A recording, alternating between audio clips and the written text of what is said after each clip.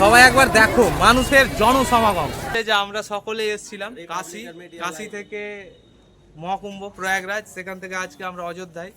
তো পুণ্য করেছিলাম কখনো কোথাও কোনো জন্মে, তার ফসল আজকে আমরা তিনটে সবাই আর কি আমার তার ফসল আমরা আজকে পেলাম, যে আজ সবাই আমরা একসঙ্গে আমরা অযোধ্যায় এসেছি। আমরা রাম মন্দিরের যে মুখ্য রাস্তা সেটা দিয়ে হেঁটে চলেছি, একদম কুম্ভ থেকেও কম না, এখানেও প্রচুর লোক।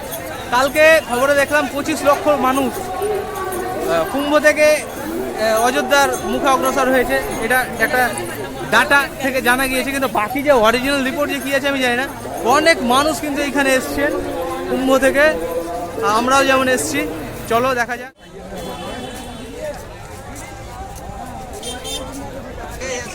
কি সুন্দরভাবে সাজানো হয়েছে আমাদের স্বর্গের অযোধ্যাকে, অসাধারণভাবে সাজিয়েছে।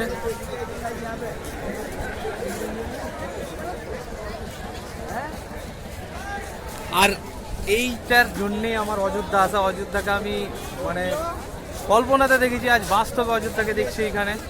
হ্যাঁ, অনেক আনন্দিত অযোধ্যাতে ঘুরতে এসে আর কি। এই যে বিনা লতা মঙ্গেশকর চক এটার নাম, আর এরপরে এই যে সামনেই হচ্ছে মন্দির যাওয়ার পথ, আর এইটা হচ্ছে রাম কি প্যাড়ি, এখানে নদী আছে ছোট।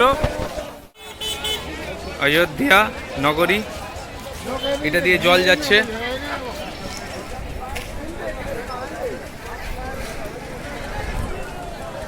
রাম কি প্যাড়ি, এটা দিয়ে জল যাচ্ছে, এটা দিয়ে জল আসছে।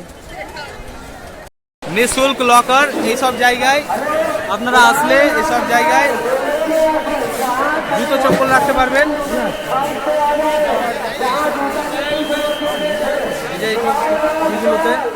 আমরা রেখে দিলাম, জুতো রেখে প্রবেশ। এই যে কাজ হয় কি করে দেখো, অসাধারণ অসাধারণ দৃশ্য। এটা একটা কিছু বানানো হচ্ছে, ফুল বানানো হয়েছে, অসাধারণ একটা দৃশ্য।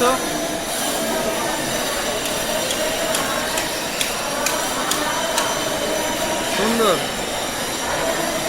কাজ চলছে। তো সুপ্রভাত বন্ধুরা, এখন আমরা সকলে আমাদের যে গ্রুপটা কাশী হয়ে কুম্ভ হয়ে আমরা এখন অযোধ্যায় এসেছি। অযোধ্যায় এই যে আমরা এখন বেরোচ্ছি রাম মন্দির দর্শনে। তো যাওয়ার আগে আমরা ভগবান শ্রীরামের একটা জয়ধ্বনি দিয়ে আমরা এখান থেকে বেরোবো। তো জয় শ্রীরাম মহাদেব।